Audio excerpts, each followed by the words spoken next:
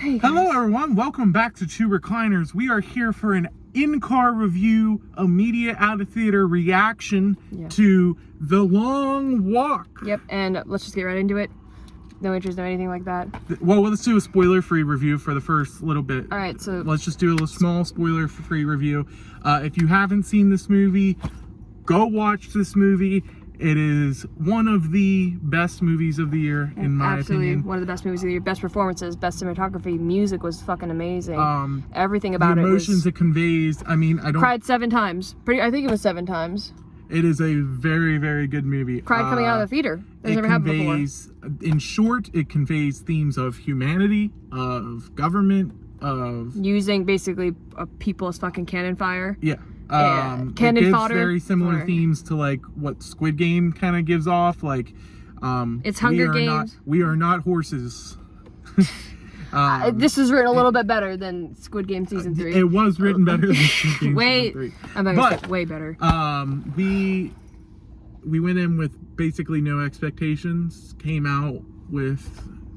I knew nothing about this. I didn't know anything about this movie. I didn't know anything about this movie other than the premise and that people were generally enjoying it. I didn't understand it was like this good, but it's basically Hunger Games if Hunger Games is good. Yeah, I mean, obviously don't get your guys' expectations up too much, but if you are going to go see it based off this video, go in with an open mind, and I think you'll be very, go watch the movie before surprised. Finishing this video. Yeah. Anyway, That's the end of our spoiler-free review. So let's go into the spoiler review. Everybody click off, go watch this movie before you watch the rest of this video. This movie is pretty crazy. 10 out of 10. Let's go through the plot real quick. So this America in this movie has been taken over by the government. They also are no longer the most in power country too, because they said one day we'll be #1 again. So something happened. There was some war. There was some kind of civil war from like 19 years ago. But also, if we get something wrong, sometimes it's hard to understand what people are saying during the movie. At least for me, because I'm someone who relies heavily on subtitles. So if I miss something, forgive me. I will say, yeah. Because there's a lot of people walking and breathing heavily and being exhausted and talking. And they're all kind of talking over each other sometimes. Yeah. So, suddenly after everyone is poor, like I'm guessing they got overpopulated too. The military or the billionaires up top are like, we're gonna do this thing so everyone can have a chance of being a billionaire and getting a one wish, the American dream. If you just work hard enough on this walk, which this walk is you just walk until you're the last person standing. Yep. Well, hopefully if you're on the spoiler review, we don't have to explain the plot to you. But yeah, generally, this guy, what's his name?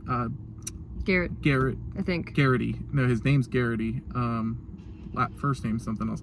This guy named Garrity, last name Garrity, he's our main character. We follow him with his mother, leaving his mother in the beginning. The movie from the start is emotional, but until it really like picks up once the first contestant is killed, basically. You know, and it's a young kid too. It's a really jarring moment, really sets the tone for the whole movie. At first I thought they didn't know that they did get killed and it was just something they lied about. No, everyone does know. Knows. That's how bad it is. That people are like, they feel like they have to go into this walk. Right. And the first person that's killed, by the way, is a child. They say 18 above, but these billionaires don't care. It kind of reminds me of like back in the day with war times, that they would just take people on who said that they were 18 years old because they didn't really care. They're just like, oh, okay, come on, you look 18, but she doesn't even look 18. Luke Skywalker plays the villain of this movie. Luke Skywalker went to the fucking dark side, okay? And as a negative of this movie, I actually think he pulled me out of the movie at points. I didn't even know it was him until you said something. I didn't know it was him at all. He acts very much like how he acted in The Last Jedi, which is scary that he acts like how he acted in The Last Jedi.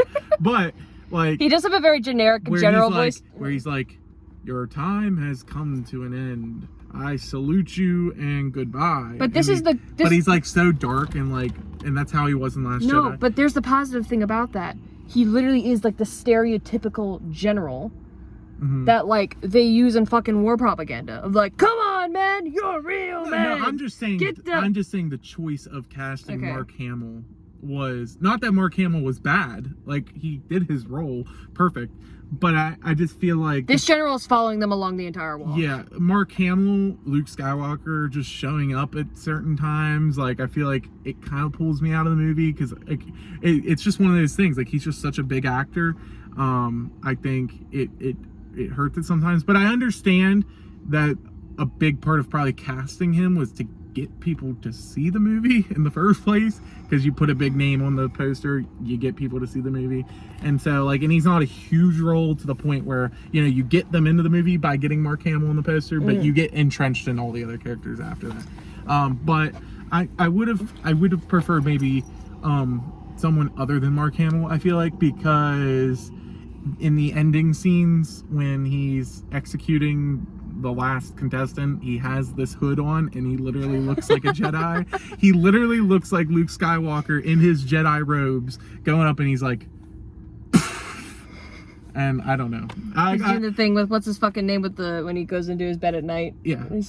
Yeah. It literally, he's giving off the same energy as Last Jedi. But no, I think it worked well, because I didn't even know it was Luke Skywalker. But she doesn't recognize actors, and I think most people recognize Mark. I didn't recognize. He had sunglasses on the entire time too, and I think they did that so, like, if you don't know, you're not like, oh my god, Luke Skywalker. That's my only critique, and the only other tiny little thing that I could say is I didn't understand what people were saying a lot of the time. That might be us. We rely on subtitles, like, on everything. We rely on subtitles, but also the fact is that we got enough information to feel everything we needed to feel. Like, I don't feel like I'm missing any information. So maybe it wasn't important to hear every single line. You know, maybe it was just important to hear what was important and get those cues to feel those emotional moments. But overall, I just love that it just feels, it just does feel like a bunch of, which, by the way, the fact that it's only men that are allowed to go to, and again, it's just this like heavy military, because honestly, past military, they didn't want women to be fighting. Women fighting today in the military is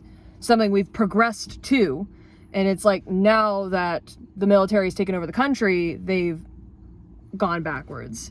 And now it's just solely focusing on marching these boys. I know they're of age, but they're boys. They're very young. To their deaths, just for what? It's just like any war. For what? Yeah, really? They justify it in the movie that it's going to make people feel productive and get working, and their inspiration will move the country again and get it moving. Which one day they'll be number one again. They literally say that. Which, in a way, and this is why there's truth to every lie, I feel like sometimes, is because probably in this world, it probably does make people more productive, but that doesn't, out of fear. And that's why it's like, you got to know the context of things. And that's why just in the real world, when politicians say these things where, you know, they say, for example, they say crime is going down because we're putting militaries in cities, and it's like, but everyone's also way worse off, way more paranoid. Be down if you put, like, have you ever watched Star Wars, where stormtroopers are put in every part of the galaxy and patrol everybody? It's very convenient for writers to constantly have an obstacle for the characters. That's not a good thing. Like, yes, crime is bad, but zero crime means we live in probably North Korea. It's just the worst fucking way to address it. It really is. In my opinion. So, you know, that's kind of but this movie reinforces those themes of how, you know, just government overreach. You know what's crazy? Autocracy. And what they show at the end. So there's a lot of good things. There's this Native American guy who I don't remember his name. Oh my god. We can't dive deep into all the characters. Yeah, we don't, but here's a few themes. The one theme, he was more of a side character. At one point, he talks to the main character, and he's like, at least you have, like, a home to look at. And you think we have this military overtaking them and controlling them, and him as a Native American, his heritage, his whole homeland just ripped away from him. And as he's like, you know what, I'm going to stand against them and fight against them, he's shot, and he just sings, like, this chant. Yeah. And, oh, my fuck. Well, a big part of...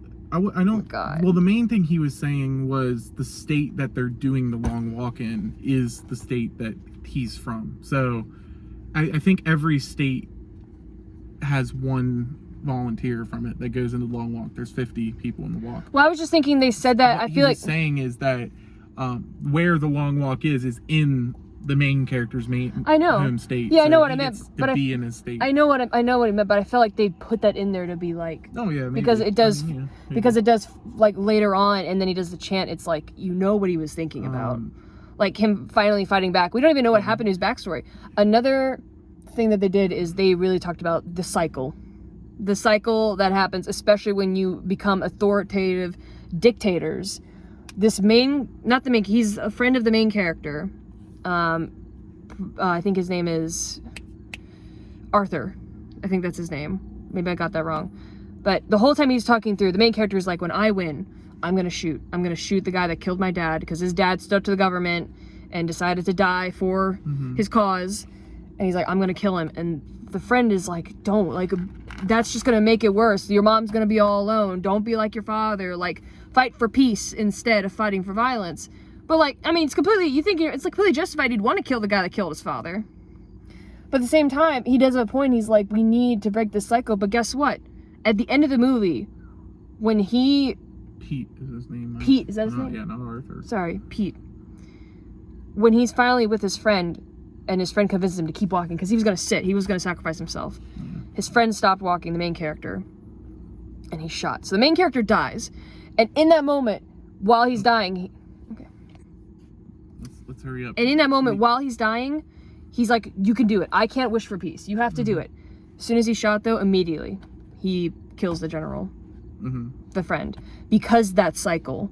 You cannot expect people who are really fighting for peace, fighting for love, and having their loved ones being threatened, being ripped away from them. How can you expect them to not want to fight back with violence? Especially, like, the fanfare. It just reminds me also of, like, not only the cycle, but soldiers coming back from war and just having their friends just murdered in front of them and coming back to this country, just celebrating with lights and fireworks and everyone cheering, and the general coming up and being like, you did it, son, but like, for what was it all for in the end? And in the end, we don't know. I don't know if he actually did get shot and he just continued walking in this spiritual realm, or he was allowed to actually walk away. We don't know. It just ends with him walking, because he said he's been walking his entire life. Just the fact that that's what pushes people over the edge. Yeah. Oh my God, it's just... It conveys a lot of themes.